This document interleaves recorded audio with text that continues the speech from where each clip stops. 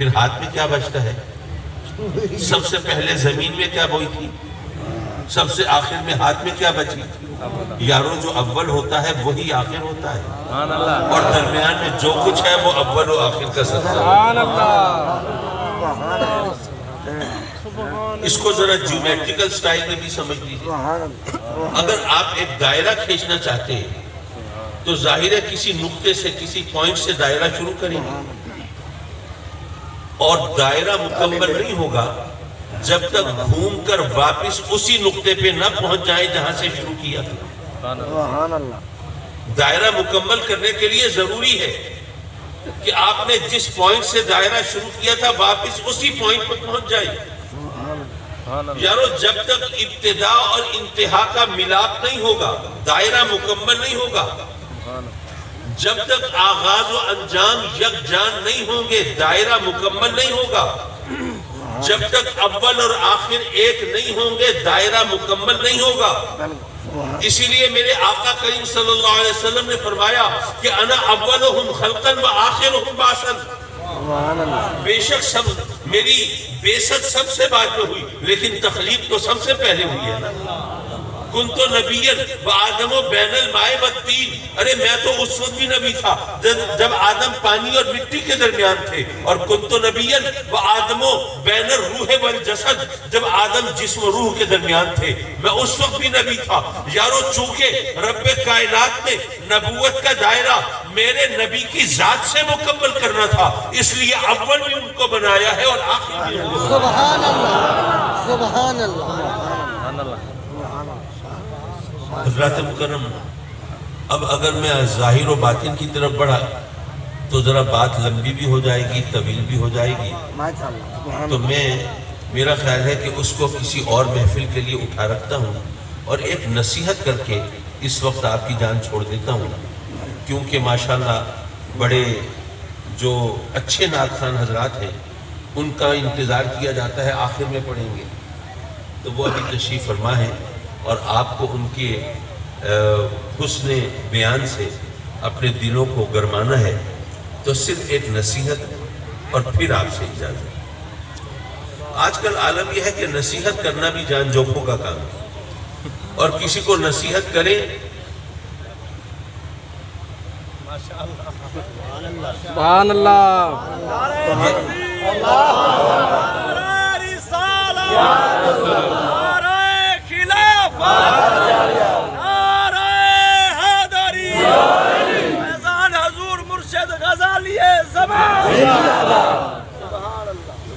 دوست کہہ رہے ہیں کہ جی ٹائم کی آپ فکر نہ کریں اور آغاز وہ اس کو بھی مکمل کر دیں، تو چلیے میں کوشش کرتا ہوں کہ زیادہ ڈیٹیل میں نہ جاؤں اور اس بات کو انجام تک پہنچا دوں۔ یار دوستوں کے سامنے جب اول و آخر کی توجیہ اور توضیح کی تو کہنے لگے کہ اچھا قادری صاحب یہ اول اور آخر تو کسی طرح گھول کے پلا دی آپ نے، لیکن یہ بتائیں ظاہر و باطن کا کیا کریں گے؟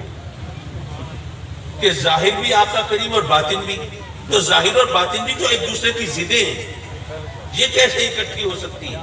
جو ظاہر بھی ہو باطن بھی ہو، جو کھلا بھی ہو وہ چھپا بھی ہو، جو عیاں بھی ہو وہ نہاں بھی ہو، یہ کیسے ممکن ہے؟ میں نے کہا کہ یاد رکھیے میرے آقا کریم حضور علیہ السلام کی دو حیثیتیں ہیں، ایک حیثیت غایت ظہور کی ہے، ایک غایت بطون کی ہے۔ کیا مطلب؟ ایک حیثیت سے میرے آقا کریم ظاہر ہیں تو ایسے کہ ان سے زیادہ کوئی ظاہر نہیں، اور دوسری حیثیت غایت بطون کی ہے، یعنی میرے آقا کریم اس حیثیت میں اگر پوشیدہ ہیں، چھپے ہوئے ہیں تو اتنے کہ ان سے زیادہ کوئی پوشیدہ نہیں۔ اگر ظہور کا عالم دیکھنا ہو تو ظاہر ہے تو ایسے کہ کنکر اور پتھر بھی جانتے ہیں کہ یہ اللہ کے رسول ہیں، ان کے نام کا کلمہ پڑھتے ہیں۔ ظاہر ہے تو ایسے کہ پانی بھی جانتا ہے کہ اللہ کے رسول ہیں، کہ آپ کی مقدس انگلیوں سے جاری ہو جاتا ہے۔ ظاہر ہے تو ایسے کہ جانور بھی جانتے ہیں کہ اللہ کے رسول ہیں، اس لیے میرے آقا کریم کی بارگاہ میں سجدریز ہو جاتے ہیں۔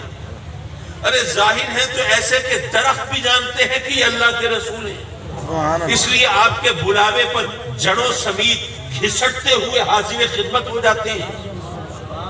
اگر ظاہر ہے تو ایسے کہ آسمان پر چمکنے والے چاند سورج بھی جانتے ہیں کہ اللہ کے رسول ہیں، اسی لیے آپ کے احکام کی تعمیل میں لگے رہتے ہیں۔ سبحان اللہ۔ ظاہر ہے تو ایسے کہ ذرہ ذرہ جانتا ہے، پتا پتا جانتا ہے، قطرہ قطرہ جانتا ہے، بوٹا بوٹا جانتا ہے کہ اللہ کے رسول ہیں۔ اور اگر پوشیدہ ہیں تو ایسے کہ جبریل بھی نہیں جانتے کہ یہ حقیقتاً کیا ہے۔ سبحان اللہ، کیا بات، کیا بات۔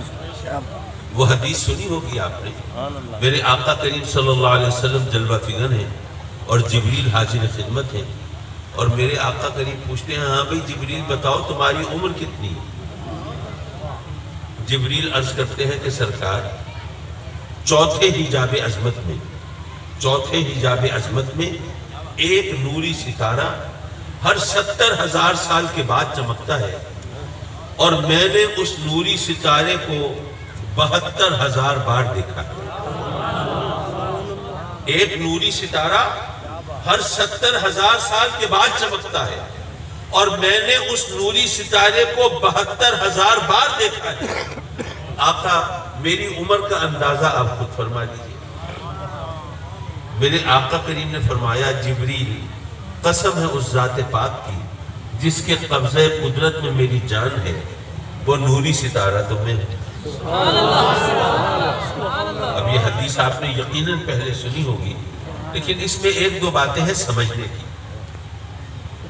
پہلی بات یہ ہے کہ میرے آقا کریم صلی اللہ علیہ وسلم نے جب جبریل سے عمر پوچھی تو اگر بات صرف اتنی ہے کہ ایک نوری ستارہ ہر 70,000 سال کے بعد چمکتا ہے اور جبریل نے اسے 72,000 بار دیکھا ہے، تو یہ تو سمپل ملٹیپلیکیشن کا سیدھی سادی ضرب کا سوال ہے۔ 70,000 کو ضرب دیجئے 72,000 سے، جبریل کی عمر پتہ چل جائے گی۔ یہاں پر بیٹھا ہوا تیسری چوتھی جماعت کا بچہ بھی یہ مسئلہ حل کر دے گا، یہ تو کوئی مشکل سوال نہیں۔ تو کیا جبریل کو اتنی سیدھی سادی ضرب نہیں آتی تھی؟ آقا کریم نے فرمایا کہ بھئی جبریل بتاؤ تمہاری عمر کتنی ہے؟ وہ پہیلیاں پوچھنے بیٹھ گئے۔ سرکار ایک نوری ستارہ ہر 70,000 سال کے بعد چمکتا ہے، میں نے اس کو 72,000 بار دیکھا ہے، میری عمر کا اندازہ آپ کر لیجئے۔ ارے یہاں اندازے کی کیا بات ہے، یہاں تو ایگزیکٹ بالکل صحیح عمر نکل سکتی ہے نا، سیدھا سادہ حساب ہے۔ لیکن نہیں، اس کو ذرا سمجھنے کی ضرورت ہے۔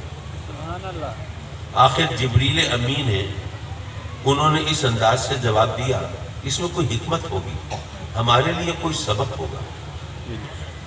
حضرات مکرم بات یہ ہے، فرض کیجئے میں آپ سے، میں کسی اور کا نام نہ لوں، آپ کے روہیلہ والی میں مولانا نذیر قریشی صاحب ہوتے ہیں۔